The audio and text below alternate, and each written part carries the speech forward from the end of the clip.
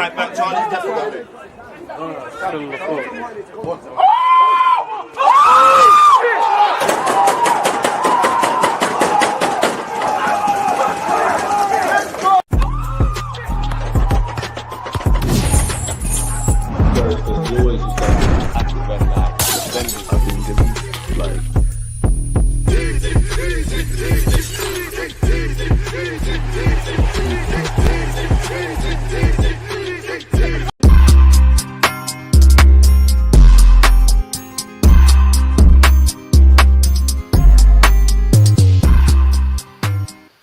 Deluded, I'm back again. Come on, Ian. Come on.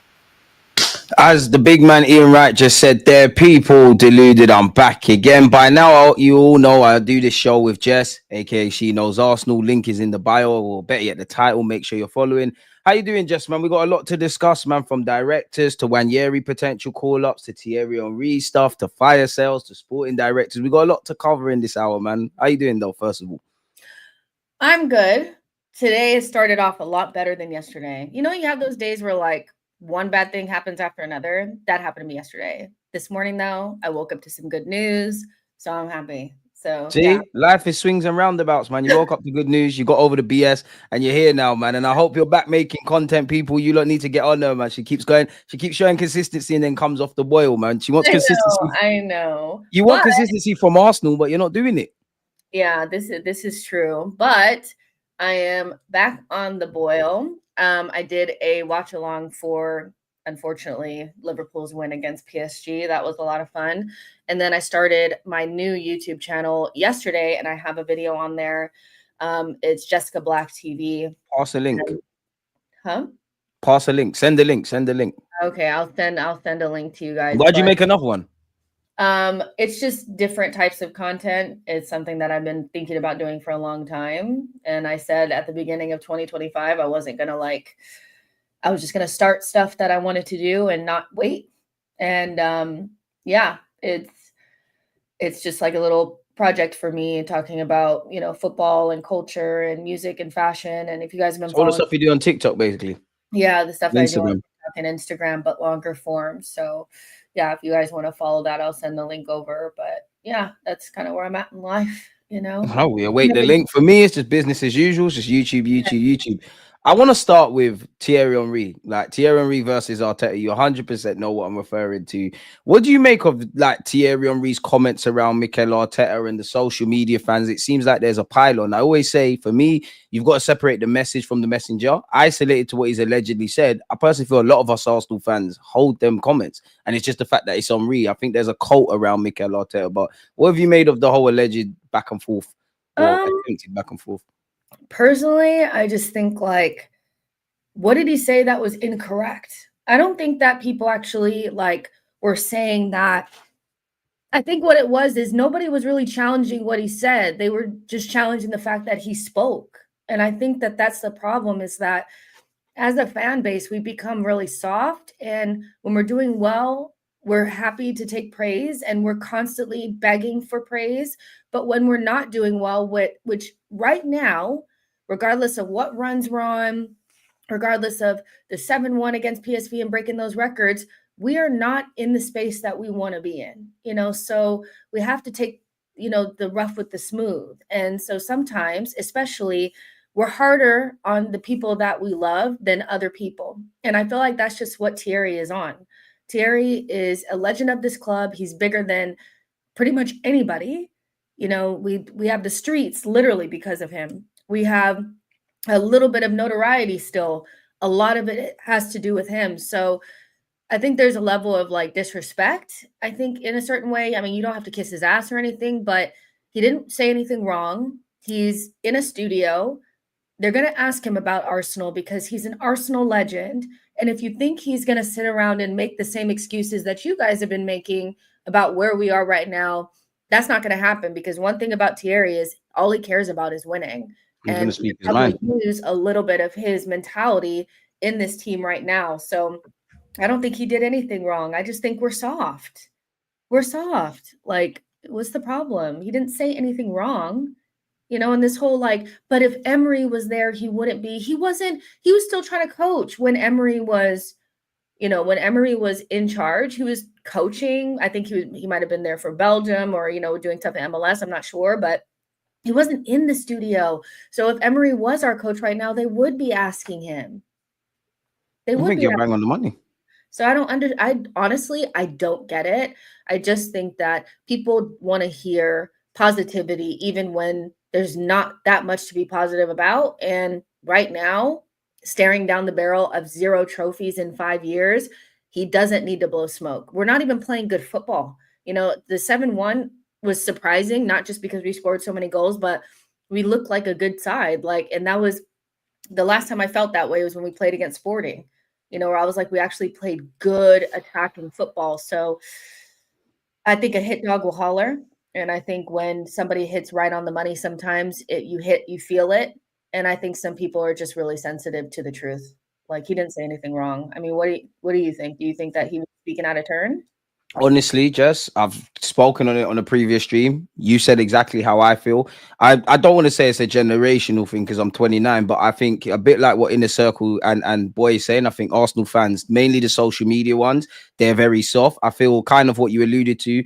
It's like external validation, like we're craving external validation. The only way to do that, honestly, is probably to win trophies. We all know for every club, the goalposts are going to move, etc., etc. Even with the PSV game, PSV are nothing to scream and shout about respectfully, and it is only PSV, but it's the same PSV that beat Juventus and beat Liverpool under different contexts. And everybody would have said 0-0 or a draw or whatever, something to fight for in the second leg would have been cool. So when we do 7-1, they're going to talk nonsense. I just think it's the messenger. I just think it's the fact that it's Thierry Henry. I think a lot of people didn't watch Thierry Henry. They've probably just seen him being very critical. I do think society is a bit more softer, where kind of what you said there, it's all fun and games giving people praise when the sun's shining. But when it's time to ask difficult questions, there's very little balance. There's very little rhetoric. And there's a lot of soft individuals, man. There's a lot of soft. And I think it's coming from an honest place, because every time Thierry Henry has criticized Mikel Arteta or Arsenal, there's equal comments and statements and snippets of him praising Arteta and praising Arsenal and saying, I'm not Mikel Arteta in or out, I'm Arsenal.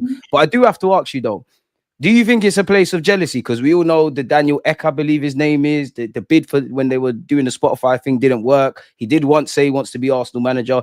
Some have said he's jealous of Mikel Arteta. Do you think he's jealous? Do you think he wants the job? Like, where do you think he's at with it? I've never heard that Thierry Henry wanted the job. I've never even got the inkling that he wanted it, so I don't know where this jealousy thing is coming from. I think that there was a group of players that I did feel like had a little bit of like a little sourness towards Mikel, and I thought that was Tony Adams. Names. Tony Adams at that stage, he was trying to coach. And I think he felt some type of way about a non-legend coming in, a novice, whatever, and coaching. But I never got that from Thierry. I really didn't. I don't think that Thierry is jealous. I think he wants what's best for Arsenal. He wants Arsenal to win. And if anything, you said the messenger. If anything, this is the right messenger that you want it from. I prefer to hear criticism from somebody that I know that's being honest than hearing criticism from the Nevilles and the Carragers, people that are just trying to needle us at times. So I don't understand why this messenger would be like the messenger that you don't want. And I've never heard that Thierry wanted the job. I don't think he was ever angling for it. The only person that I remember back when Mikel got the job that was sour was Tony Adams. And that was because he didn't get offered the job at all. And he was in a period of trying to coach. So I'm sorry, but like none of this makes sense, you guys. He's not jealous. He just wants us to win. And he probably is sitting there like Drogba was when he was talking about Chelsea. I don't recognize my club, because I don't recognize it either from when he was, running around winning things for us. So I don't get the Thierry Henry hate whenever he says something. And the thing is when he was going in on Martinelli, people liked it. There was a couple of weeks ago where before a Champions League game, he went in on Martinelli and Martin Odegaard. And he was asked whether or not it was a coaching problem. And he kind of dodged the question. And I know why he dodged the question, because if you say it's a coaching problem, then you get Ian Wrighted. Ian Wright is no longer around the club now because he said one thing about Bukayo playing at left back. And now we don't see Unk anywhere around the club. He didn't want to get Ian righted, so he skirted the question, but everybody was clipping that shit up and was excited because he went in on a player. We are so, like, Arteta's cult is so strong that they would rather see Thierry Henry go in on Martinelli, and they're like, that stuff is true, which a lot of it was true. But if he even thinks about saying something about Arteta or the coaching or anything, he's jealous, he's this, he's that. He is our biggest legend. Biggest legend. He just wants us to win, guys. Like, please pull your pants up. It's okay. Big girl and big Now, boy. some people, where the Arteta cult's concerned, a lot of people want their pants down, Jess. No, I think you're giving the wrong advice, man. I've always said, Arteta, if 15 million a year is not enough, there's a lot of people who, let's be honest, they're not Arteta fans. I mean, they're not Arsenal fans. They're Arteta. A lot of people are loyal to agendas. And for me personally, I like when Petit, Jens Lehmann, Thierry Henry, and actually Tony Adams, 3 of the 4 have spoken recently. They're very honest. As you said, people get Ian righted. In this day and age of social media, people are very careful with what they say and how they portray, because people want to be cool with the club. They want to be ambassadors. I love Martin Keown to bits, but he's been a lot less clear cut with how he's speaking now, because he's getting to fly off to the Champions League, and he's being a bit more diplomatic. The game's the game. Pay your bills how you want to pay your bills. Get whatever you want to do. That's neither here nor there. But people just do too much. Like you said, he does too much, and it's just very soft. You can't on one hand say Mikel Arteta and Arsenal are this great team and not ultimately be live or die by those standards, not be held accountable to it. And it's Thierry Henry. I'm not saying he's above criticism or every time he speaks his facts, but people like to pick and choose. People hate the messenger versus the message, so it's quite jarring. And for me, the fundamental thing is, I actually feel when I read what he said, Thierry Henry hasn't said anything that us, whether it's on your platform, my platform, together on the stream, or people in the chat say. So it really doesn't make sense. But anyways, forget all of that. You alluded to it. We won 7-1. Talk to me about it. You might win it, allegedly.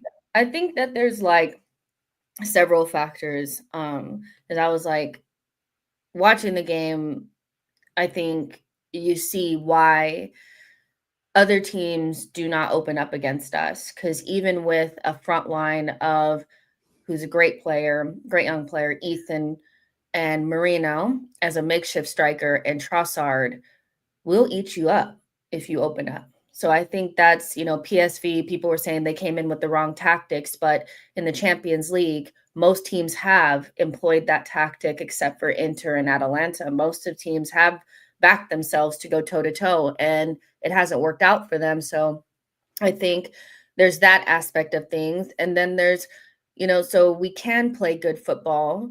We can play positively. We can attack. We can be aggressive. Just our whole endeavor and body language and the way that we attack the game is so much different than anything that I've seen in a long time from Arsenal. I think that the week's rest helped, but you can also say that maybe there was a mental weight lifted as well, because they know that they're fully out of the title race now. You can't discount that either, that we know we're out of the title race now. We're out of both domestic cups. All there is to play for is Champions League. Nobody expects us to win it. And so we put in one of our best on paper and off paper performances after the weight has been lifted. So that stood out to me. And, I personally think that when we play like this, we are so, so good. That when we play stiff, when we play scared, and when we don't attack, we are such a different side. And we have to figure out a way to, because again, like, you can say it's just about the deep block, and I think that that does contribute to it. But as I said on my post-match, that there were games in the 2022-2023 season where we came up against deep blocks in the second half of the season, and we still played a lot more akin to what we saw against PSV. And it's not just about like the players that you have or whatever, it's the way that you attack the game and your spirit around the game. And it just looked like the players believed that they could score. They were excited to play. They were playing with creativity and freedom. They were taking risks on the ball.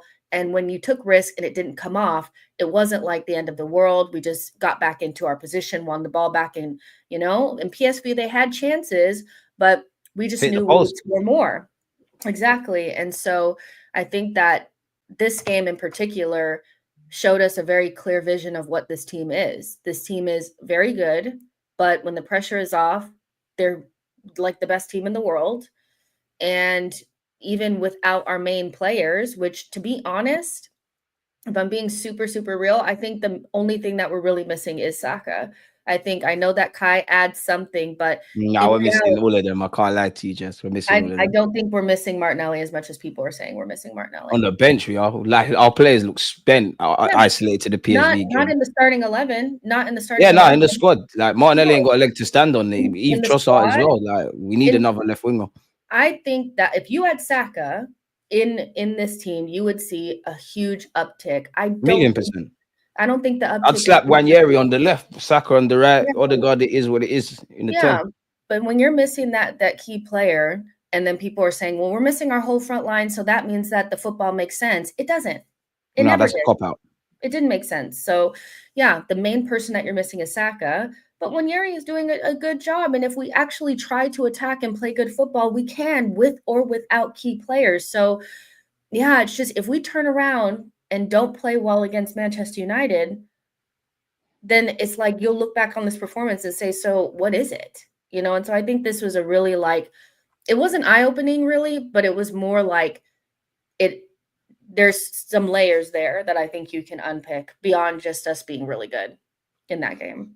I think you're bang on the money, man, because last year I saw the same thing. There was numerous times we quite frankly destroyed a number of teams, like the PSV game. The cameras would pan when we scored a bunch of goals. Fans are leaving the stadium. We've done that on occasion this season. We smashed City. Obviously, we're talking about PSV. We dealt with PSV. We did that against West Ham. We did that against Sporting. These are an isolated incidences. When the pressure is on, whether that's a run of games where we've been struggling or a game where we need to pull a rabbit out of the hat, we all know that's where Arsenal's issues are. I don't know if it's a case of Arsenal being really good on the night, PSV being an attacking centric side and their manager not addressing that and being really bad, or a mixture of the two. But isolated to the game, we did move the ball quickly. We did move it with invention and intention. I did think we smelt blood. I do think we kept scoring.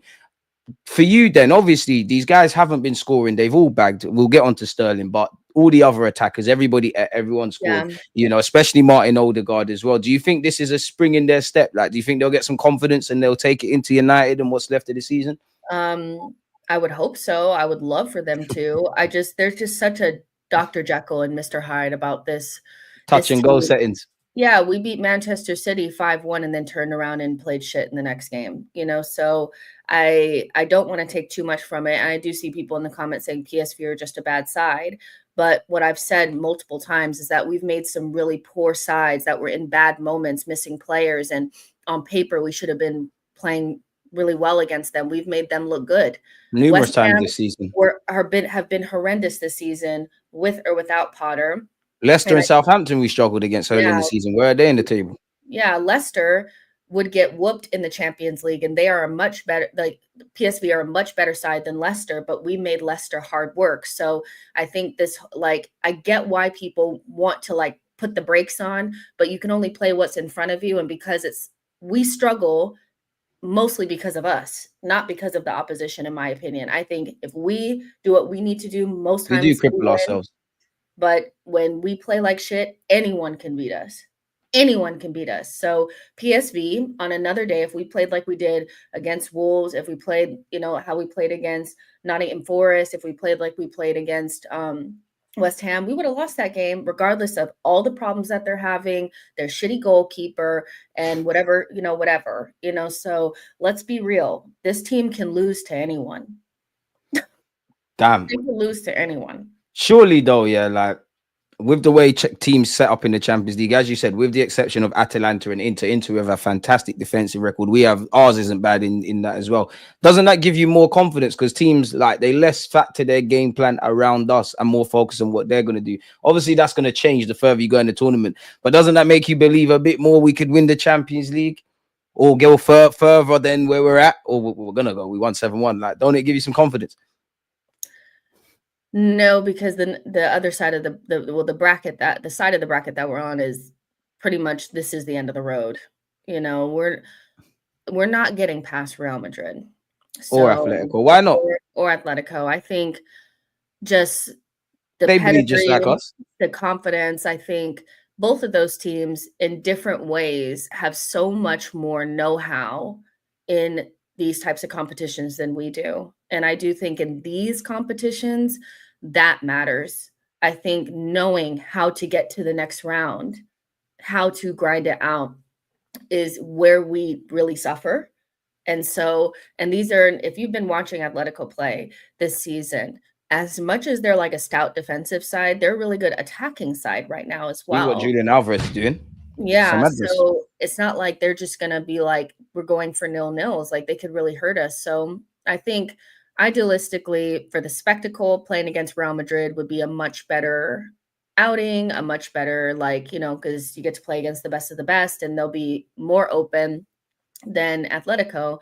But either one is going to be really, really difficult because these sides have managers and players that just get it. And I don't think we have enough talent in the positions that matter to compensate for not having that experience. I think Marino is good against the lower teams, but Marino up against Rudiger, what are we doing? It's getting eaten alive. Yeah, so it's going to be tough. I would love to see us go for it. I think the biggest knock I'd probably give Mikel if we get Real Madrid in the next round is playing scared, because you have nothing to lose. You don't think we could scumbag our way to the final potentially if we just do the defensive thing, as some say in the comments? No, because you still have to be Saka able to might be back. You still have to be able to score a goal, so in a moment that really matters, when it's live or die, you have to perform right here, right now. And yeah, I'm just not sure that we have the ability to perform better in the moments than other teams, to be honest. You don't think our naivety could help us in that? Yeah, on one hand, Real Madrid, Atletico have been to 2 finals and they've been winning stuff and they're more experienced than us. Real Madrid or Real Madrid. I want that. You don't feel like fearless Wanyeri and Lewis Skelly, they could do something? I would love that. And that's a good point, is that like when you don't know, you don't know, and you just kind of go without, any sort of like trepidation. But this team hasn't played like a young and inexperienced, naive team. Like that naivety, they haven't played like that since the first half of 22-23 season. Once the pressure was on that there was an expectation to win things, they have played like they are scared of their own shadow. So I don't think Mikel has the ability to lift the pressure off of his team. He doesn't know how to get into the psyche of a team and let them relax and play their game. If anything, the weight is even heavier when we have to win something, or when we have to do something, or when it's do or die. I don't know if maybe because he's over-prepared, maybe he over-coaches, maybe he talks too much about what the other team is going to do to us and not about as much as what we're going to do to them. It just feels like when we're in a situation where we have to win and there's no drawing that's going to help us out, or whatever, we just do not have the ability to bring the shoulders down, relax, and play our game. Porto was a really big example of that. Bayern was a good example of that. Newcastle was an example of that. Man United, Liverpool in the FA Cup last year, United this year. Yeah, it's just, we just don't have it. And so I don't know if I think it's just the players and the manager, but most times it comes from the manager. You take on the thoughts and the ways of the manager. So I don't know, but I would love to just see them play. And if we go out against Real Madrid, but they just play so stiff at times, so I'm not sure they'll be able to relax. Who would you rather play, Atletico or Real? Real Madrid.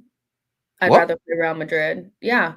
What's your reasoning? Because that shocked me. Simeone is a better version of what Mikel is trying to be right now. And so I just don't think Arteta has the ability to outcoach Simeone's block.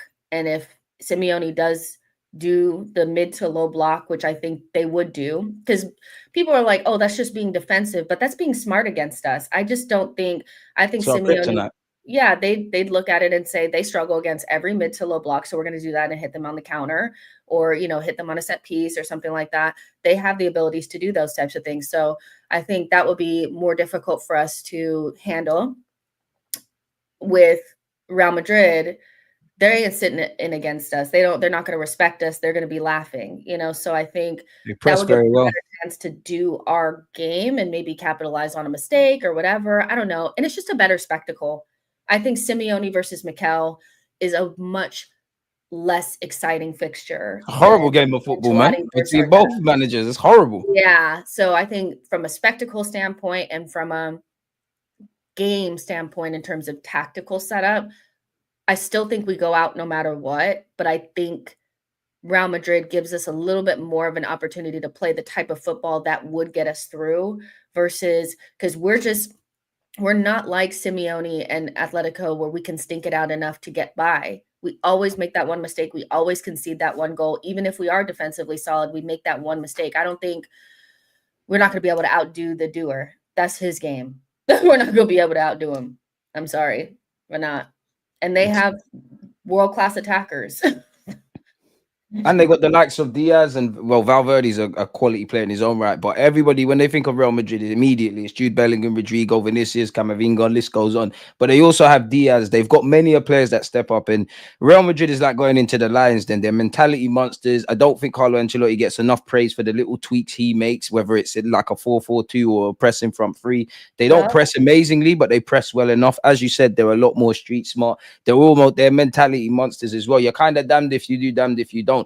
Just because Real Madrid are Real Madrid and all the heritage, I'd rather play Atletico Madrid, but you're fucked either way, pardon my language. And at this moment in time, it is what it is. Like, and what makes it even worse is, even if everybody's fit, I'm still going to say the same things. We can't draw for Saka. We can't draw for Nelly in the squad. We can't draw for many of these guys. We've got Marino up front. As talented as Wanyeri and Lewis Skelly are, they're young men. And you saw with Lewis Skelly getting hooked at, well, not even at half time in the first half. It's a big burden to carry, really and truly. If Mikel Arteta did win the Champions League, and we are at that stage of if, is all forgotten, or better yet, is all forgiven in the Premier League, and would you give him a statue? Yeah. No, not a statue, but all is forgiven, absolutely. If he won the Champions League, you wouldn't give my man a statue. First manager in our history. Arsene still needs to get a statue before. Damn. I'd give Arteta a statue if he won the champs, purely because he won it, innit? People be telling him to sign the team for if he wins, the Champions League. I would just say that all would be forgiven. You needed to win a major trophy this season. For a lot of people, I said any trophy this season for me to see proof of concept. That would be the biggest one you can win. And it changes the narrative around Arsenal the most. I know that we haven't won a Premier League in 20-something years, but we've never won a Champions League. And that's hung over our head. In Europe's horrible, man. Yeah, no pedigree. So, and the hardest one to win is the first one, so maybe that would open up the floodgates for more trophies. So, yeah, if he did win it, then, yeah, all is forgiven. Absolutely. I can't lie. All's not forgiven for me. Paper is over many a crack in the Premier League. But quote unquote, all is forgiven. You've won the champs, you get a little slap on your head and we really need to go again. But it's a big if. If we get past Real Madrid or Atletico, I still wouldn't be that much hopeful in our chances. But naturally, you start to believe. And there's some big dogs in this, man. I watched the PSG Liverpool game, and the first thing I thought of PSG. Yeah, no, PSG played like Arsenal. Obviously, very different, but you're decent in the defensive and middle third. You're having shots. Alisson, he made a number of great saves, but a lot of them he just catching tame efforts. You don't take your chances. Liverpool subs with Slot, they saved it, and 0-0 or even having a 1-goal lead going into Anfield is peak. So you chasing a deficit is crazy. Then you got Inter in it. Barca came back from won the game with 10 men. There's some big teams, even if they're not necessarily held in the high regards. Bayern won. It's difficult task winning this champs. Yeah, I mean, I think just take it a day at a time. We're going to be coming up against real pedigree no matter who we're going up against. I know that Atletico Madrid hasn't won the Champions League, but they've won the Europa League and they've gotten to finals. So, and they're like consistently a tough team to play in the champs, so I think it's just hard. Like all of it is hard, so I don't know.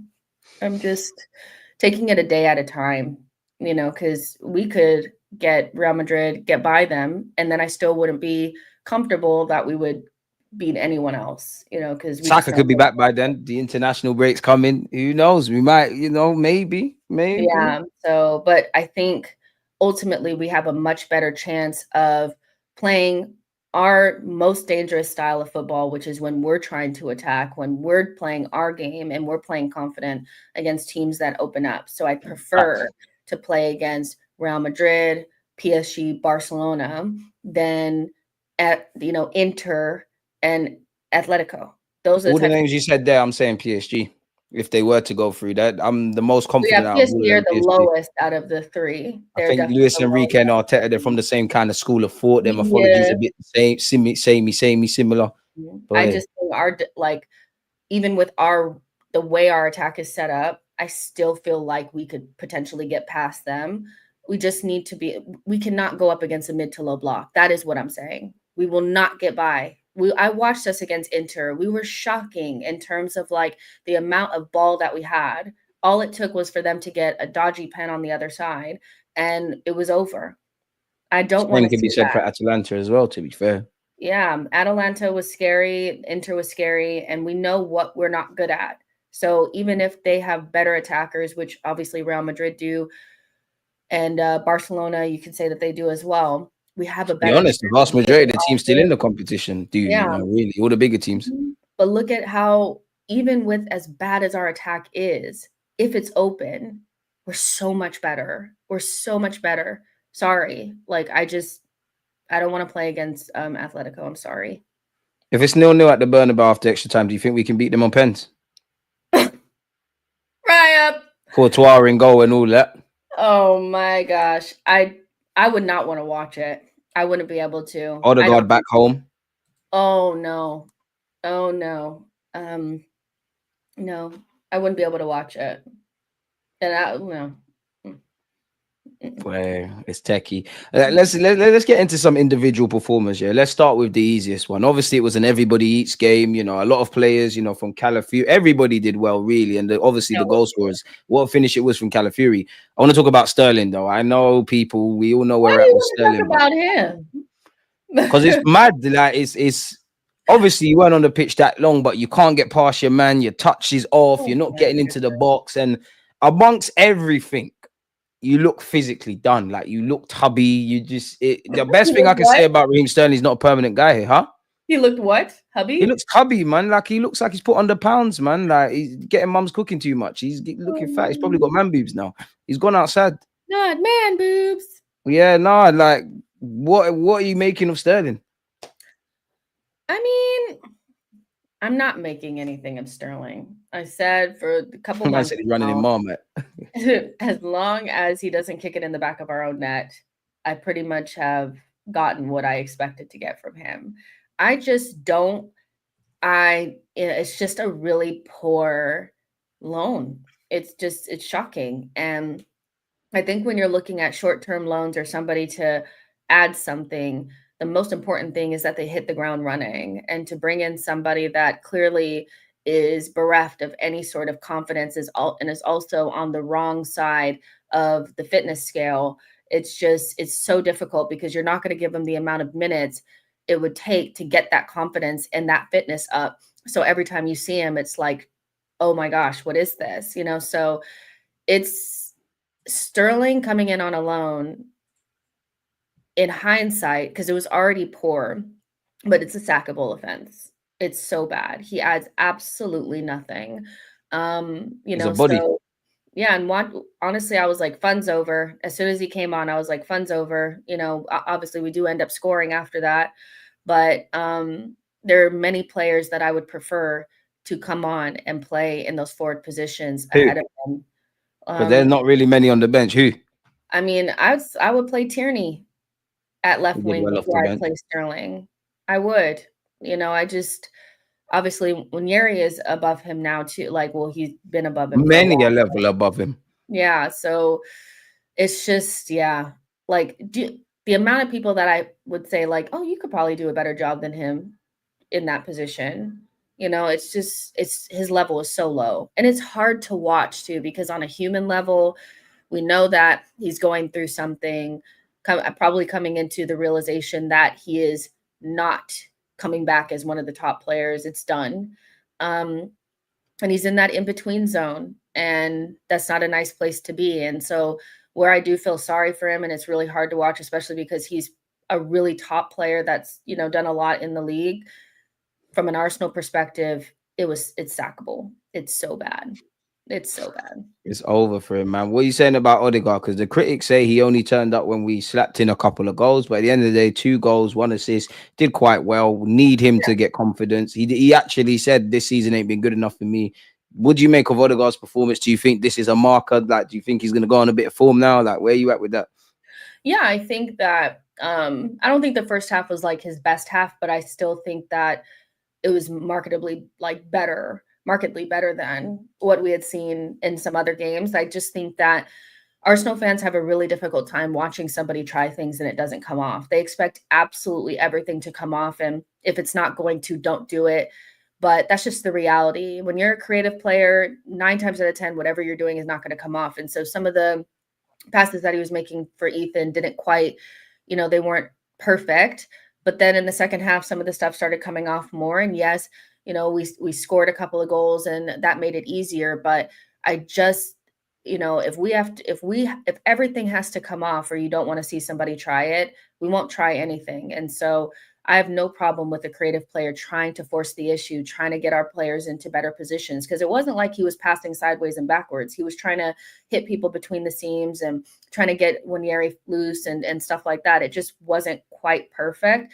And that last pass that he made to Calafiori is the type of passes that we're used to seeing from him. So I'm thinking he'll hit a little bit of form now.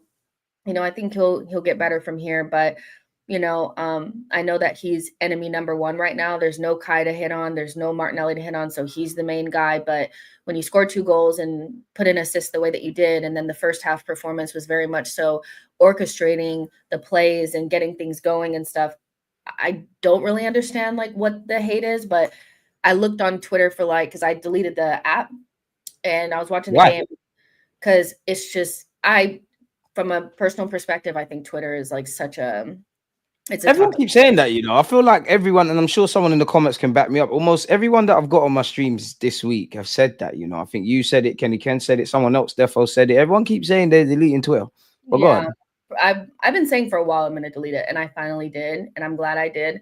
But I peeked in on my desktop at halftime to see what people were saying, and I was like, yeah, I'm glad I deleted it, because you just can't watch the game without, like, it was like first minute, he, a pass that didn't come off, and it was, and I'm just like, we don't watch football realistically anymore. We watch it super emotional, and I get agendas, highlights, for score. Exactly. And I'm like, so now it's, he scored 2 goals and got an assist, but he really wasn't that good. And it's like, he had 2 goals and an assist. If any other player had done that, you guys would be like, he had a good game, but he can't have a good game because he's enemy number 1, so I get it. It is what it is, but this is not a player I'm giving up on. So if you expect me to say, I think Odegaard's washed or finished, you'll have to wait until next season, because I personally just think that this was just a poor season, but he'll be fine and he'll be back. We saying for the Haylenders then? MLS, Miles Lewis Skelly and Wanyeri. Goodness. Now, probably the easiest ones to speak about. Yes. What Ethan is so instinctual. Everything that he does is kind of like off the cuff, and it's the way that you want to see an attacker play. Constant shots, constantly positive youthful naivety. Second half, he couldn't stop shooting. I love it. Yeah, and that's what you want. And again, he only scored 1 goal, but he continued to do things even when it didn't come off. That's how attackers get the goals that they get. That's how they get those moments. And sometimes it works, sometimes it doesn't. And I just appreciate the positivity and the reluctancy to pair back and not do it again because he didn't score. I like that he continues to go. The goal that him and Miles Lewis Skelly scored was great. Yeah, Lewis Skelly combined it very well for that. Yep, hitting through the ball. History makers in that regards, I think, where young players are concerned for a goal and assist combined. Yeah, exactly. And he's just, Wanyeri is like the youngest player to have scored in a USL a UCL knockout round. And so, and he's in very good company, Bellingham and these kind of guys. So I don't want to project on him too much, but he's definitely looks like a special player. Where Miles Lewis Skelly is concerned, I think where his assist for Wanyeri's goal was great. I think the way that he handled the ball that Saliba passed to him, that was a horrendous pass, by the way, for the first goal, was what makes him special, is this ability to get out Just of need to trouble. polish up defensively a little things, and we got a real player there, man. Oh, absolutely. Like, he takes the ball under massive pressure, carries it forward, passes it to Trossard. Trossard gives it to Declan. Declan, really nice weak foot cross right into Timber. Great header. Shout Timber, also superb as well. He was on smoke because he was on Dutch soil, and he said, absolutely not. I hate these guys. So I think the Highlanders have shown that they're not just squad guys. You know, we've seen players come through Highlanders. They're here to take someone's space. They're here to be relied upon. Absolutely. And as far as I'm concerned, right now, Miles Lewis-Skelly is our starting left back, and it's not really even a discussion. He's definitely the starter. Calafiori, you're great, but you'll need to knock him off that perch. That guy he's just, as soon as he gets, I think, the discernment of like when to make the tackle and when not to, when to trust the rest of his defense and when not to, I think that we'll see less of the moments that we saw, where, he does the tackle and he doesn't really come off. But I think he's more reliably defensively than Calafiori anyway at this stage. So for me, he's the starter. Do you think we're going to need another left back then? Because obviously there's an option of putting Timber over there and bringing Benjamin White in, but Lewis-Skelly, I agree with what you said, but still got improvements to make defensively. I got a lot of time for Calafiori, but none of his height for a left back or a centre half. We don't talk about his great defensive qualities. It's more his runs in the middle and final third, and obviously the goals he scored, or even hitting the post against Nottingham Forest. Is that a concern then? Because if we're talking about Real Madrid, we're talking about squad building. We spoke last week about, we might not think bad of Marino necessarily, but under the guise of win now, he's not a level raiser. Calafiori's being kept out of the team by a Highlander. The less said on Neto and Sterling, the better. So yeah, where you at with that? To me, Calafiori is just what like Kivior was meant to be. So unorthodox. To me, there's no problem with Calafiori being here. I think he does solve a problem. I know people don't remember it, but he has played games at left-sided center back and has looked very good. So that's his position. He's a natural center back. And so I think that when he plays in that position, it works. And if the worst of the worst thing happened and we couldn't have Gabriel out there, we know we have Calafiori. That's important. You need to have players that can step in and play at a high level. He can also play at left back. And he adds something in the final third. So Calafiori, for me, as much as, I felt like we missed the mark in the summer window, I think he's a good player. January. Yeah, he works for us, So in terms of having to buy another left back, I would love for us to not put any resources into left back. Calafiori has picked up a number of injuries, though, Jess. We could be back to square one. There's a bag of them leaving in the summer. I know there's a bag of them leaving, but with Miles Lewis, like, how many do you need in one position? I think most of the time you have two. We have two. We just have made it this whole thing where now we need 8. We don't need that many. The funny thing, 2 of them are not natural fullbacks as well. It's quite crazy. You have Timber that can play over there. He's, you have White and him on one side. It's funny because we're never really talking about right back, despite us only having 2 options. But at left back, we're like, we have to have this amount. No, we don't. Them man are fullback. Calafiori, Miles Lewis-Skelly, and Timber are more than enough. I'm sorry. We need to start looking forward. If we can do it later on, or we can find a deal or something. But if you're talking about going to Ajax and spending 50, 60 million on Hato, I'm not down when we need to buy 1, 2, 3 attackers. Like, I'm so sorry, but I'm not down. Like, I'm not down. Last one on the PSV thing before I move on. Yeah, like Declan Rice, talk to me. I think he was mustard. Very unfortunate not to score, but I think he had a great game. It's gonna, obviously, when you've got the Odegaard show and Marino and Wanyeri and Lewis-Skelly's performance and also being subbed, he's gonna get lost in the noise, innit? But Tierney's even cameo, Sterling even one thing negatively. I think Rice was mustard. He was man of the match in my opinion. I think, when you don't get on the score sheet in it, everybody eats game, in one of your, teammates gets 2 goals and an assist, you don't get it. But he was the man of the match, in my opinion. He was consistently on it from minute 0 to 90. The rest kind of went up as the game went on. Yeah, I think that he set the tone. He, to me, has had a really good kind of like getting into the second half of the season. I'd see way more good performances than bad. I just think it it's his fitness that needs to get up. He looked like good, like fit Declan in that game. He's been playing catch up this season. Exactly. And so there's just, when the spaces are open, I'm more than happy to see him in the 8 position. I just think when the spaces are condensed, it's a little bit, it's tougher. But he's just a top player, guys. I don't see the thing that other people see. I'm not seeing this unseasoned baller that people are saying that they're seeing. I just see quality. I think that if he plays for anyone else, we'd want him. We haven't built the type of team that would support a player like that's top performances. There's just not enough going on at the top end, I think. But he is the type of player that, for me, can be the difference between winning something and not, because he just has the right mentality. He has the ability to come up with big moments in big games, whether that's defensively or attacking wise. To me, he was the right signing, even if we overpaid. I just want us to get the other pieces so we can really see it. He's so good. Like, I will never question Declan Rice. I just think he's on a different level. You've got deeper problems than Rice, and any issues around Rice, we've invented them ourselves, playing him as an 8. Now, I've come to accept he's going to continue. He's going to continue in that kind of 8 role. That's him. Just find the 6, as you said there. Just find other pieces to the puzzle, because we love being a couple pennies short of a pound.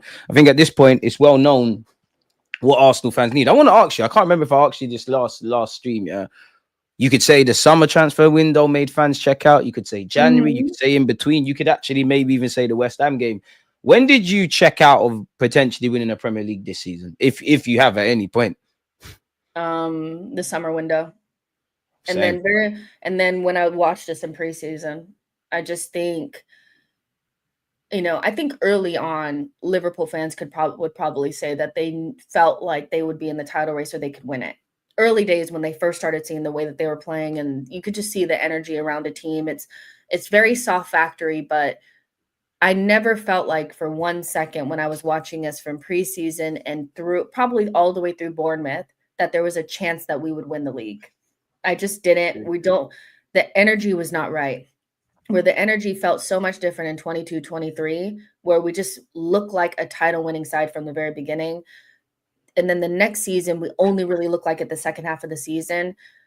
The beginning of this season felt very flat in a way that Premier League winning sides don't look flat. They may not be at their peak, but flat. They are never flat. We have been touch and go from the jump. We've been flat from the jump. Yeah, now. it's just been. That's my worry about the full. If we do fight for a title next year, I say if, because we need to do certain things. How do you get the motivational levels up? Because obviously the players have every reason to be motivated, but this must hurt. Yeah, it takes a lot of energy. Yeah, I just think we've looked flat the entire season. If you think that we've looked like a title winning side at some stage, I'd love to know what games showed you that, but we didn't, and again, there's a difference between being flat and not being at your best. It's not that. It's not being at our best. We have looked a level below what we should be. And from the way that they people used to say, wait, second half of the season we're going to be great because we were flat in the first half. Crazy. Yeah, it's just too flat, so even at the beginning of last season, I felt more like it was flat than what I felt at the beginning of this season, because even at the beginning of last season, we had some poor results, but we were still, like, when we played against Crystal Palace, we looked way better than Crystal Palace, even though we only won 1-0. We looked way better than Nottingham Forest, even though we only won 2-1. When I watch us play against top 10 teams this season or decent sides, if you just showed somebody the game and said, who's the better team, I don't think they would know 100%, because we just have not been able to lift the level. So at the beginning of last season, our bigger problem was we weren't scoring enough goals. We were dominant. We weren't scoring enough goals, and we looked strange in midfield. Second half of the season, we were able to bump it up. I never felt like we were like flat. This season, I just felt like from the very beginning, they didn't believe. The summer window was a travesty, and they were not doing a good job pretending like they thought that they were going to win. The only player that looked like they knew that we were going to win and they felt it was Saka, and he played like it. Everybody else, barring Gabriel and Saliba and them, who always play good, looked like they were like, we ain't got it. So I don't know we never looked like a title winning team. And I want to say like when Odegaard went out, we nearly beat City and we should have beat Poole and we beat Tottenham. Come on, Jess, that's harsh. It's not, because one, like, okay, so Liverpool at home and City, those are just games that we always do okay in. I'm not talking about those games. Those games against the top six since Mikel has been here, especially the last 3 seasons, we've done okay in. So almost beating City, okay. Almost beating Liverpool at home. That was actually a poor result, by the way. That was a really poor result. I'm sorry. Not beating Liverpool at home when we should have. We're not on the right side of the fine margins, man. Yeah. But it's the games that we play against non-good sides, not the elite sides, non-good sides, where you cannot say. The ones you just got to get over the line. Kind of what Arthur's alluding to. We were ass, man. We were ass, you know, so I don't know, just the odd top 6 game, because the thing is we can get up for a top 6 game, but this season, if it's not a top 6 game, we're not getting up for it. We're not getting up for it. So, and we have more of those games than the top 6 games. So I don't know. I just never felt like for a single second that we were going to win it. And then also you have like what team gets all these fucking red cards and wins the league? It just felt like all the odds were against us. I don't know how did you ever feel like we were going to win it at any stage? No, man. I feel whether people want to say it's been progression, regression, or stagnation, that's your business. I feel there's been a lot of factors out of Arsenal's control, which I think, hard done by. But I feel there's a lot of I feel we're not, at least at the very minimum, running this title challenge down, because it was done in February because of us. We know what we needed to do in the market. We did not give the squad enough depth. Arteta's had a lot to address on the changing room, on the training ground. We know we're a good team and are going to win the majority of the games, but the devil is in the details. It's the draws, it's the losses. 9 times out of 10 against the same teams this year and last year that we've kind of shot ourselves in the foot. And people think this is harsh. Nothing is more harsh than 3 years with a golden opportunity trying to win the league and not doing it. Thinking about the 4th year, we battered City 5-1. We had a great 7-1 against PSV. And just like when you go back to the Bournemouth season, we've got moments, but we've got nothing that signifies it in history. So it's a lot of it. I feel there's things that are out of our control, but I don't think the manager, the people above the manager and the players, because they're the ones playing, I don't think everyone can say it's they put their best foot forward. I think it's a season of what ifs. I think it's a season of complacency, regardless of Arteta didn't want this player, they wanted that player. January was a myth. Summer was a myth. We've shot ourselves in the foot in several games, even when referees have gone against us or pens. The 2 Brighton games, either side of those, that penalty decision or the red card, we've not killed games in the way we need to.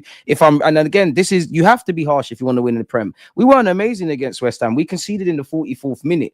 Granted, the players that made a mistake against West Ham, 9 times out of 10, that this season they've made the difference. But it's these small things that until we're on the right side of it, we're going to keep talking about the same things, man. I want to, before we wrap up, because we will be going over to Jess's channel. I had something came up. Something came up, so I'm not going to be able to do the show right after. So we're going to have to end it here. She keeps flopping people. Okay, well, see, she don't want me on your channel. She don't want me on her channel, man. She don't want me to take her women. You get me? Sexy guy and that. She wants me all to herself, man. Brownie, shout me, man. It's cool, Jess. It's cool, man. It's cool. Wanyeri, again, this is completely off topic, but Wanyeri's got player of the month this season. Saka, Raya, Saka, Jesus, Magalhaes, and now Wanyeri, who's allegedly going to be called up for England between him and MLS. Do you think it's too soon? Do you think they deserve the call-ups? Obviously, he's been getting a lot of football. Do you want him potentially rested? Talk to me. As an Arsenal fan, I do not want this. I know how they get with players. It's twofold. They'll use them like a bar of soap, because we got nice boys that don't call out and want to be there and all that. And they don't have a left back at all. So when they get MLS and they get that first him done. In a circle, chill. Sorry to cut you, Jess. We're going to get into the fire, the fire self thing. In a circle, cool off, man. But go on. Just cool, man. Just cool, Doug. I think that, once they see that first dip of the shoulder from Miles Lewis-Skelly and he changes their life, they won't be able to get him out of the freaking team. And so they'll use him up like a bar of soap. And then equally, whenever they don't win, they'll make it their fault and it'll irritate the shit out of me. As a Miles Lewis-Skelly and Wanyeri fan, I want this for them. I think that they deserve it. And, that's what they've worked for. So selfishly, I would love for this not to happen. But the reality is when you have good players, they play for their national teams. And so, yeah, if they do get called up, I'm happy for them. Tuchel, don't fuck this up, man. Don't make me fly all the way to London. Do not fuck this up. Because Southgate was running Saka into the ground.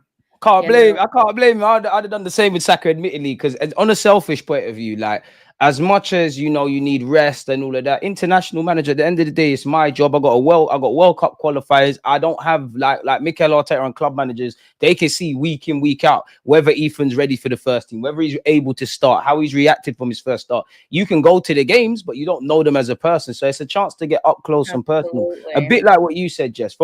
As a fan of both these players, it's been a great season. They're finally kind of realizing their dreams. They're scoring goals. They're assisting and scoring with each other. They're doing all of that. I would love to see it because it's nice. It shows that the Haaland journey can happen. It inspires the younger generation. Personally, with Lewis Skelly, I think it's open season at left back. Lewis Hawk, who should have been called up, has been injured. Chilwell and Luke Shaw, I'm not sure. Wanyeri, obviously, there's a lot of great attackers, so I would all be for it. But with us having a small squad, with probably only the PSV game where we had some rest, Wanyeri's looked a bit knackered and stuff, and we've had muscle injuries with him. I share your thoughts in that. You just want to see him have a week or two off, cool off, and then keep it moving. So I'm all for it. And at the very minimum, if they're called up for England under 21s, then they might as well just go to the first team, really, just to see what things are going to go on there. We've gone over that. Declan Rice did his thing, creating big chances. Marino spoke about playing as a 9. I don't really want to speak about that. I do want to speak about the DOF thing, Jess.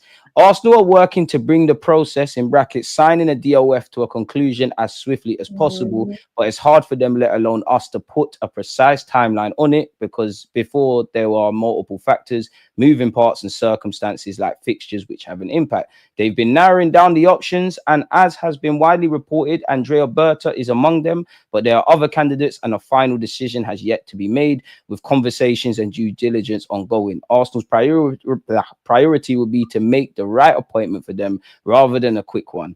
But if they go and marry up both aspects, that would be the ideal scenario. This is a huge moment for the club on so many levels. It's a massive decision. What do you make of that?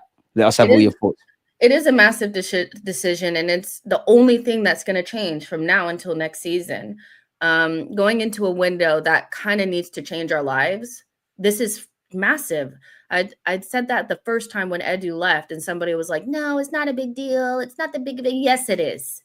Yes, it is. It is a huge deal. And if I had to guess what's going on, is that Arteta probably wants Ito, and that's why he's in contention. But if the Cronkies are looking at how things have went over the last two windows, I wouldn't be surprised if they wanted a little bit more oversight, because any sports person, even if you're not really in the weeds in it, if you spent the amount that you've spent and you haven't gotten that much better and you haven't won anything, but you've spent a shit ton, and you're still buying in the same positions, you're probably going to look at it like something's not right. And so you might want to bring in somebody that's better than Edu, that will be able to kind of run things a little bit more tightly. And so that's why you have the Dan Ashworths and the Andrea Bertas in the conversation. But Arteta will definitely want Ito. And so this is a big moment. Why would he want Ito and not Berta, who's, as you said earlier, the Atletico Madrid style is kind of like Arsenal's? He's experienced. He might be able to get things through the line. Why would he want Jason Ito and not an experienced head that could surely help him get over the line for you? Well, there hasn't been a single person that Arteta has, brought into the club that hasn't been young. His whole coaching staff, except for Albert, are young. I think they're younger than you and I, so it's one of those things where it's like he's veered off into, if there's somebody that he's going to question or talk to, he tends to want people that are junior to him. And so he's spoken very highly about Jason Ito, has name dropped him several times, and has said that he wants somebody to cooperate. Those are the exact quotes from him. I want somebody that's going to cooperate. That sounds mad. Cooperate, Yeah. Does Andrea Berta look like somebody that's going to cooperate? No. And Dan Ashworth walked from Manchester United because they squeezed him out of decisions. He didn't feel like he had a strong enough voice. So this is huge. Either we're going to go into a situation where there's going to be another loud voice in the room that can make tough decisions, big decisions that may not align with what Mikel wants, or you get a yes man. And so if we go around and we hire Jason Ito, I just don't think I'm going to have any sort of like, I'm going to be fucking negative. I'm sorry. I'm going to be negative about it until I see something different. But as far as I'm concerned, there's a no-brainer option, 2 no-brainer options, and there's no reason to hire Jason Ito. Before you get into your no-brainer options, like being devil's advocate, Jason Ito's inexperienced and been thrown in at the deep end. I don't agree with the rhetoric that's coming out about he's impressing behind the scenes. Fair enough, I'm not a fly on the wall, but rightly so as a fan. I don't know what you're doing, but he's impressed. He's stuck to his guns. And it is a bit harsh of an inexperienced man, kind of on brand with what we've been doing. Inexperienced people are being put in inexperienced positions. Don't you feel you're being a bit harsh on Jason Ito and writing him off unnecessarily? Apparently, he's helping get Zubimendi over the line, allegedly. You know what? Maybe I am being too harsh, but at the same time, it's what I really want from a sporting director is somebody who I'd rather know exactly what I'm gonna get, the good, the bad, and the ugly, versus thinking about potential. I think in this project, since it started, everything has been about potential, what this person could potentially be and projecting. And we're always projecting onto, but they could be at some stage. With Dan Ashworth and Andrea Berta, you can see very clearly where they've been successful and where they've been unsuccessful. And I feel like that's something that we need. We don't need more potential. Arteta is very much so still a potential hire. We are projecting that he's going to become the next world-class manager, the best in the business. If you're projecting that on every single person, what is the likelihood of every single novice becoming the best in the business? It's very unlikely. So I'd rather know exactly what the fuck I'm getting. I know what I'm getting for Berta, and I know what I'm getting for Dan Ashworth. I like both of those options. I do not want Jason Ito. I don't want any more projection. Sorry. Fair. Do you think he should leave the club, or like surely, like assuming a Larby or Berta come in, right? Obviously, they're experienced, they got all of these things, but they're gonna have to be immersed in the culture and stuff. So a bit like how Jason Ito was essentially the number 2 for Edu. Do you think that should be the case for him, or he just needs to cut? I don't know. I think Berta or Ashworth should be able to bring in their own people. I think they should be able to. I think the culture that we have, as nice and Disney as it is, the culture is not a winning one. So I want somebody to bring in their version of culture and tweak it. I think our version of culture right now is very much so based upon projection. Nice guys, man. Disney, nice and nearly, and I think we need to change the culture again, and that doesn't mean we have to throw away all the foundations and the fundamentals, but it's not like this culture is a winning one. So Ito being around to tell Berta what? To tell Dan Ashworth what? What are you going to tell him? I'm just looking at you're the number 2. You're essentially the PA, man. If he needs to, I don't know, if he's got 2 deals going on at the same time and he's done them both, you just go and make sure things happen. Yeah, he could assist, but I think his and he could be groomed for maybe 5-10 years from now to be the guy. I'm just being devil's advocate. Listen, let's get the first guy in the door that knows what he's doing. I just don't want him to get the job. Same, because that's a terrible statement, man. Like for me, especially, like obviously, as much as I don't feel Jason Ito, if I stop being devil's advocate, is on brand with what we're doing. As you said, is a yes man, increases Mikel Arteta's influence because I think he can overrun him. At the same time, I think we need an experienced head. I think we tried the development thing. I do think Berta obviously knows about Arsenal. He's obviously, all these 4 guys that have been on the shortlist, they know indirectly what Arsenal's mandate is, whether that's specific players or specific positions. They obviously know about the club and that. But I also feel we need someone has no attachment to Arsenal. They're gonna have to learn about the culture, but they just see the cold-hearted evidence. What do we need? What have we done wrong? What is these fine margins that we need to be on the right side and keep it moving? And also, like what we've spoken about, just whether it's Alabi, whether it's Berta, whoever, they need to be given enough of a voice in that change in that boardroom. Sorry, so that's it for me, man. From what you see, do you rate Berta as well? Carry on. I do. I think from what I can see, I like. One of the things I really like about him, and this is beyond just being good at the bringing players in and getting players out is I don't see any interviews from him. He's quiet. He's not chatting. I don't want to see you Just sitting up making it there happen. talking. He's doing his job. He's very involved at training in terms of always being there and talking to the players. I like that. I don't need you in front of the camera. I like somebody who's doing their job. Somebody was saying that he has been likened to a Conte type person in personality. No nonsense. I like that. In terms of his transfer dealings, like every single DOF, he has wins and losses. João And Felix, Thomas Lemar, that could be on yeah, brand with Kai Havertz at this club. yeah. But Pepe. at the same time, I think that there was never even though it's the wrong thing, there was after the first couple of years and it didn't work out, it was very clear that it's we need to start trying to move him on. And also bringing in João Felix didn't stop them from doing anything else. It Got wasn't ever Griezmann the back in case that as that, well. yeah, Atletico couldn't maneuver in the window and couldn't bring anybody else in. They still moved forward, even though they had made And a they've won huge mistake. trophies. Yeah, they've won trophies. They've won 2 La Liga titles with teams that he's built with Simeone, Fighting that the big boys in that league. fighting against teams that they're meant to fall below.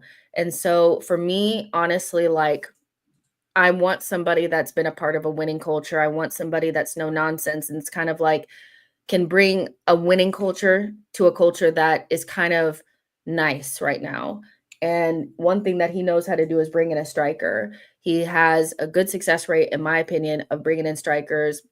He knows what to look for, whether they're long-term or short-term. And he knows how to bring in short-term deals that get you over the line. I think we're very, we don't look at free deals. We don't look at short-term very well. It's him being able to bring in Suarez for 5 million when he was being kicked to the curb by Help Barcelona them win the title. and help them win the title. Those are the types of moves I want to see us do. I know some Arsenal fans won't want him because they're looking at the signings and they're not a bunch of young players, but we are beyond needing this to be a young project. The only reason why we ended up being a young project was because we didn't finish in a position to be in Europe. So we had to change the transfer strategy so that we could still get good players. We would not be a young project if we had made Europe that season. So get away from that. We don't need to be the youngest team. Has the youngest team ever won? We can't even be that now. I don't even think we're that now. No. I think Chelsea's average age is younger than us. It's going to Yeah. be brought down with Partey and Jorginho cutting, but yeah. Be young. I don't want that. I want somebody that's just going to create the team that's going to win. Just want to get over the line now. That's it. I don't That's think it. there's wrong with that. Everything else at the team, you can. And then this is the thing with me with Arteta. Just because I might have question marks over you, I think you're a good coach. I think you've got a lot of good things about you. I think I wouldn't say for me you've raised Arsenal standards because the fans always had that, but people that are contracted to the club, you've raised the standards. You've got us to a point. Big you up for that. You now need to get over the line. And until you do that, I think every option has to be on the table, including getting rid of you and maybe upgrading. I'm not on just sacking you for the sake of it. And I'm not saying to keep you for the sake of it. I'm not saying sack you today with no plan. But these are things that have to happen. I big up the dog for agreeing with me. So it is an issue. What do you think of Dan Ashworth before I remove Arthur's comment? So the two people, both him and Berta, what I like about them is that they sell well. And one thing that Dan Ashworth does have is a really good track record from 2 clubs in the Premier League, bringing in talent and being able to sell whatever. That's what I like about Ashworth. And he brought in Isak at Newcastle. He brought in Caicedo at Chelsea. We know how good of a player he was at Brighton and stuff. So I think that he has a good track record of finding the talent and selling it for more in the Prem. What he lacks that Berta has, which is why Berta is better, is that he hasn't created a winning team. He's been able to build sides to be competitive and then sell for more. And so if you're more of I want somebody that's done it in the Prem, you'd probably lean more towards Ashworth. Especially because the names of the players that he's sold and bought are players that we would want at the club right now. Anthony Gordon, Isak, Caicedo, players like that. So yeah. But Berta has created winning sides in an environment where they're not meant to win. And to me, that's more where we're at. You know, we're meant to win, but most people would still say, like, you know, they thought City would win the league this season. There's You no know, excuse in these 3 years for us, whether it's Arteta, the recruitment, the players. There's been 3 yeah, opportunities. We have not yeah. won. We've done a lot of explaining and And bare contexting. We yeah, need and to. also teams that were able to capitalize on maybe Barcelona and Real Madrid not being at their best, which is what we're meant to be doing right now. So I like him. He should be our number one option. We should be signing the dotted line right now. There's this whole like, we need to take a long time to think of all of our options. Just get the guy. Just get him. I hear that. And you know what? At the end of the day, Edu left in November. I understand it has to be a careful kind of process and all of that kind of jazz, but it's now March. We're probably on the back foot. Now, I'm not naive. I think regardless of the sporting director, I think Arsenal and every club, you know, is dotting I's and crossing T's as signings we're going to see in the summer. If it was up to me, if Berta ticks my boxes, Alabe ticks my boxes, we're not been linked with Luis Campos anymore. But yeah, them three, you know, experienced guys, track record, can handle things. Black Book is probably their contact list, but it's probably heavy.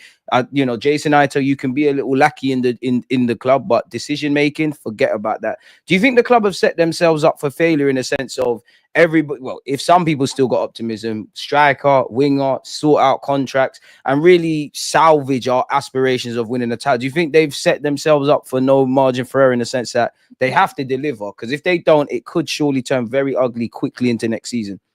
I think they've made the job really difficult. I think they have so much to do. And so yeah, yeah, I think they're in trouble in that way, because as Arsenal fans, we know that they really struggle to get everything done in one window, even when the list is a lot shorter.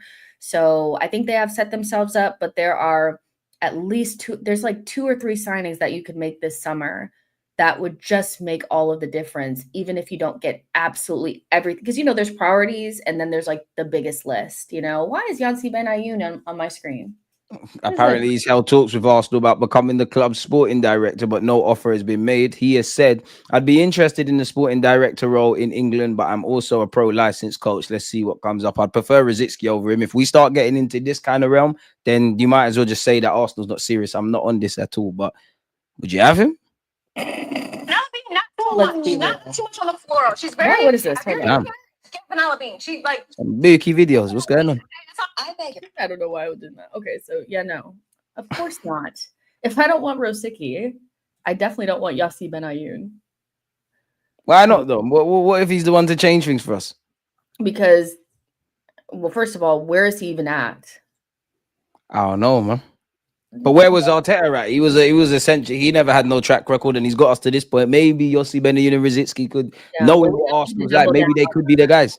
Yeah, I think we can say with certainty that, you know, you can have one person in the seat doing that, but everybody, we need more experience around people that have been there and done it before. So, yeah, I'm sure you would love the job, but it's a no for me. I hear that. Apparently, Arsenal are planning a fire sale. Arteta plans to sell 12 players this summer. Now, there's no way of fact checking if this Don knows what he's talking about, and it's probably on brand. But Arsenal are planning a huge fire sale this summer with as many as 12 players on the market to be sold. We've spoken about Berta. In terms of these players, you know, if we look at the names, you got Partey, you got Jorginho, you got Zinchenko. Nuno Tavares is technically gone anyways. Kivio's going to be linked with moves away. Karl Hein and Neto, the goalies that could happen. Lokonga's got a year left on his deal. God knows what happens with Fabio Vieira. Interestingly, Marquinhos is set to return back to Brazil. Nelson ain't got a future here. Raheem Sterling's gone. Then you throw in the Partey's, the Jorginhos, the Kieran Tierney's, they're all gone. What do you make of 12 players going out? Like, is it a case of a rebuild all over again then? Especially because we've just been talking about sporting director. No, because I think a lot of those are like players that either should have already been gone, are already kind of like somewhere else because we're trying to shove them out the door. Because you mentioned Lokonga, Tavares, and Vieira. Those are all players that are kind of like we've been existing without those players. So it's kind of like whatever. That's already 3. Partey and Jorginho are free. We already knew that they were going to go probably at the end of the season. So that's 5. Tierney, we already know pre-contract with Celtic. Partey is the only one of those players that's an actual starter. Kivior going.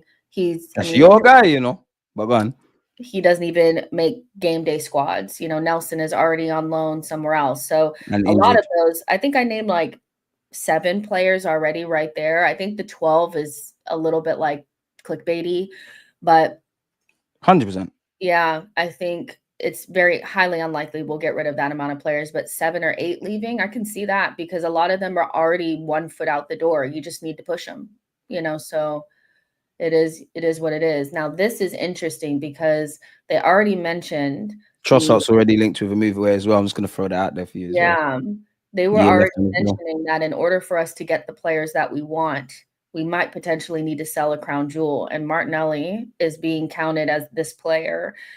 I go back and forth about whether or not this would be a good idea. I think for me, most of the time when we want to hold on to players for too long, it's because we don't trust that we'll replace properly. But with the right sporting director and that amount of money coming in, I think I would move Martinelli on, thinking that these injuries might have impacted him way more than we thought. Because I don't know. I think he's looked basically the same to me for the last 2 seasons, variations of the There's same. been no progress. It's a sink or swim. Like it's either a squad and rotation and bench boy, or if you are presented with 45 million, I know the club love Nelly and he loves the club. You've got a serious decision to make. Trossard the same with a year left on his deal. I don't trust the club to let either or both go and bring in a winger, regardless. Kind of alluding to what you said there. Yeah, and that's the main thing. I think without the trust, because we literally went through a window where we let Fabio Vieira and Emil go and didn't bring anybody in to replace them. So I think that's there. But the reality is that without that fear, this is something that we should be doing because it's not obvious that we need to sell Martinelli right now. Not to everyone. Once it's obvious, there's no way you're getting 45 million. And it's going to be really difficult for you to. We only bought him for 6 as well, so it's quite a handsome profit. Yeah, he's still young. There's still the illusion that at a different club or in a different system, he could. I think this is nonsense. That people thought, you know. So I personally, I think, and I feel like the only reason why it sounds like nonsense is because it's just not how we are. It's not how we operate. But this should be how we're operating. Because if he comes back from this hamstring and he's just as bad, if not worse, than what he is right now, you're going to have a really difficult time moving him on when he's 26. And after you've given him another pay jump and more years on his contract. So, yeah, this is really interesting. If Edu is the butt in the seat, I would say no, because I know he's not going to be able to replace because he's shocking. But a good sporting director, I mean, 45 million would be really hard to turn down, I think. I'm sorry. Like for what we've seen over the last 2 seasons, does anybody really think he's going to turn it around? I'll back him blindlessly because I love the guy, but 45 million is eye-watering. I'm conflicted about not just him but Trossard. I get the logic. I think there's nothing I can say to why you know. I'd be open to selling Trossard as well. Yeah, but that's the thing. I don't feel comfortable letting them go before we bring someone in. And I talk about depth. Obviously, you have to make money, you have to sell players. But I genuinely feel if we look at it for win now mode, I can't lie. Kai Havertz, I'm not saying you need to stay at Arsenal forever. Martinelli the same. Trossard's a bit different because of his contract. But if we're win now, especially Trossard as a rotation option bench player where he was doing his thing, if we sign upgrades, we have more of a competitive squad. And I just don't like there's a lot for a lobby. Even if everyone's fit, as you know, we need 2 to 3 attackers. So then we're going to let more go out. And then by default, we have to bring people in. You also said something that's interesting because it's not you saying it, but it's what we're being briefed. We know that we're cool with PSR and all of those things, even though we've only just started turning a profit. Indirectly, we're being briefed about this sell before you can buy stuff. So this is why I asked you at the beginning, like, are they setting themselves up for failure in the transfer window a bit like last year? Because on one hand, you know, 2 points off City, striker, this, that, and the other, we're a lot more optimistic. But then it just went left, man. It went so left. So left.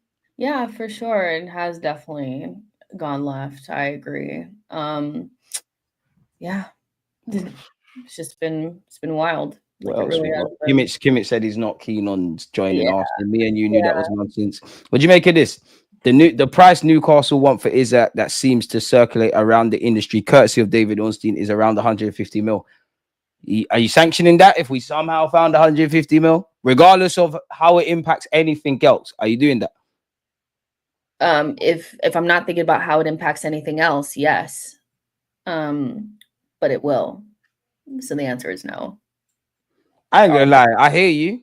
But at this point, I'm in fucking mode. This is not my peas. I don't care about. I know on one hand we've got to, we've got to be sensible, but fuck it now, man. I'm at this stage of fuck it now, man. I think we do a lot of nonsense. We've been linked with Samu of Porto. I don't know how much you know about the guy, but I 20 like goals in 32 games. Surely Now- that's on the radar.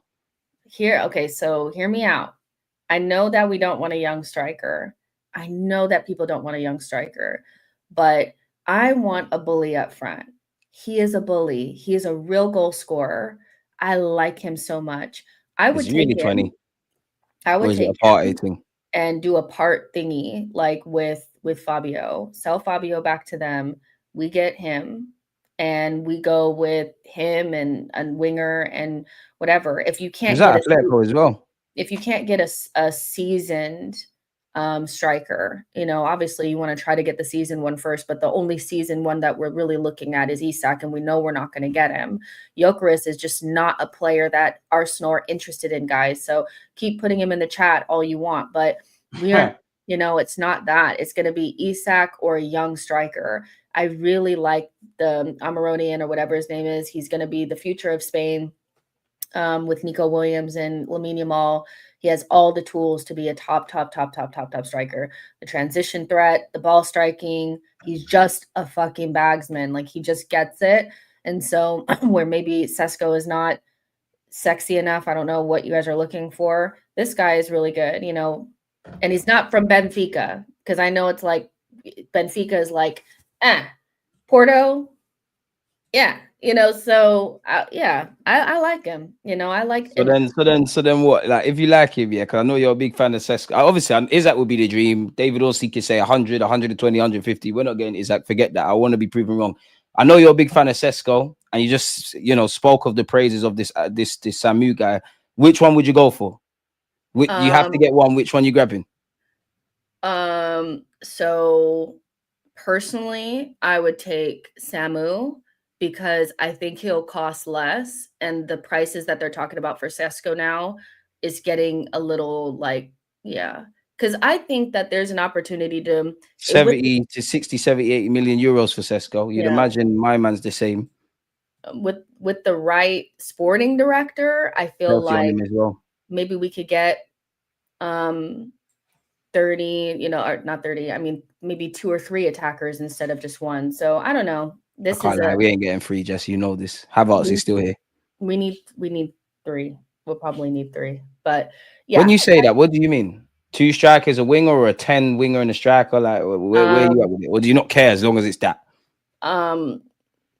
Honestly, I think I go back and forth, but maybe 2 strikers and a winger. I just think without Jesus, we already needed a striker, and now Jesus is out, so maybe you need another one. I just view Havertz as somebody that we need to slowly move away from in general, but I know he's going to be an important part. So 2 wingers and a striker, something. So yeah, it is what it is. I think we need 3 attackers, no matter what the split is. We need to reinvigorate the group.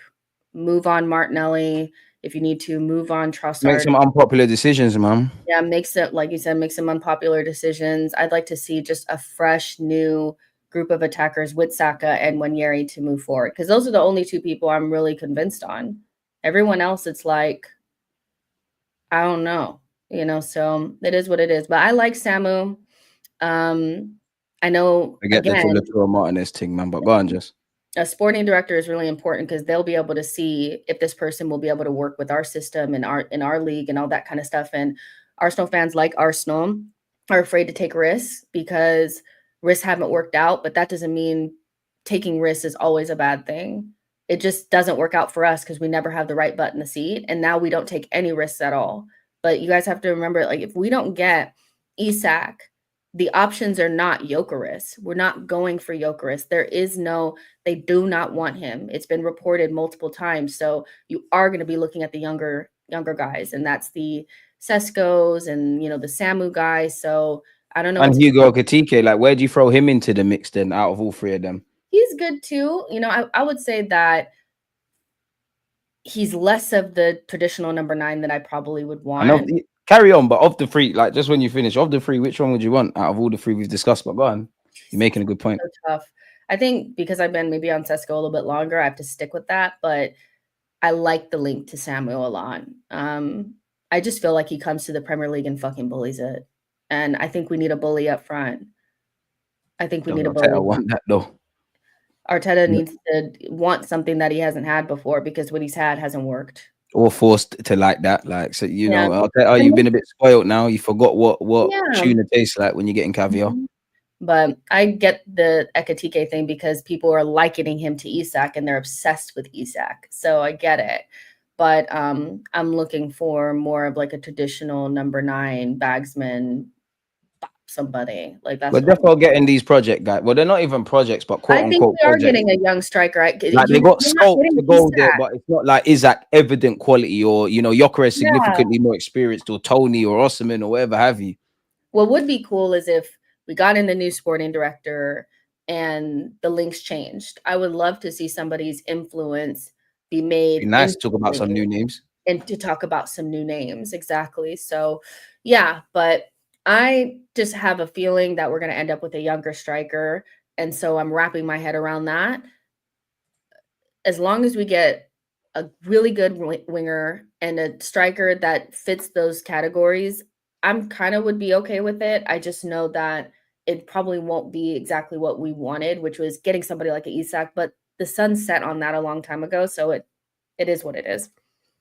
As you said, there is where it is. Just learn from your mistakes. And if the new generation Isak or the Nico Williams before he plays in the Euros that Arteta is enticed by comes on the scene, just be proactive. I just want to be able to make sense of our transfer policy, have some hope that we're going to address every area that we need to in the summer, but seeing is believing, whether it's winning trophies, bringing in directors, players, like what we said earlier, just about getting over the line between the manager in crunch time moments. I'm at the point, seeing is believing. All the gloves are off. Everyone and everything connected to this team is on borrowed time. Jess, I know you got to get out of this, so I'm going to wrap this up. People, she posted the link to her new channel, and I've been posting it again. Subscribe to the one again as well that's in the title. Let people know about the 2 channels. And actually content to come. She's being lazy. I've been banned from her channel. I am not lazy. You'll get more views with me as well, you know, most handsome black brother on YouTube. Like, so crazy. So yeah, she knows Arsenal. You guys know it's the Arsenal channel, post-match stuff, me just ranting about Arsenal. It's my, my main channel. And then I started my new channel, Jessica Black TV, which is more of my culture and fashion and music channel. I posted something already about, just the stuff I want to talk about. Louis Vuitton and Real Madrid's collaboration, and women that have changed the game because it's Women's History Month, and Thames and Issa Rae buying into San Diego FC. So, if you guys like that type of stuff, you guys know on my channel, I'm always like trying to get into situations where we can talk about music and stuff too. If you guys like that this channel is for you. And so, yeah, follow, subscribe. Even if you don't, go subscribe, go like, go show some support. It doesn't cost a thing, people, man. So yeah, Jess has now got 2 channels, Jessica Black TV. Come on, you lot are violating. She's only got 18 subscribers. At least I'm part of it, but I'm called a hater. Yeah. And Thank you so much. It's minor. When did this come out? 18 hours ago. Okay. So it's very new. Join the rise, man. Buy Bitcoin early, people. Buy the stock, man. But when's the next videos that's coming out, either here or elsewhere, before you get out of here? The next thing will be the after Man United on She Knows Arsenal. I'll post another video on here next week. There you have it, man. Jess, we're going to let you get out of here, people. Like, comment, subscribe, follow all the channels. We'll see you lot next week, man. Hopefully, I'll be back on Jess's platform, but I don't know. I've been blacklisted, man. You say that now. You said that last week. This is why we don't trust women. Women's words don't correlate. Oh, my goodness. Come on now. No, it's true. It's true. And I'm team black girls as well, but boy, we're out.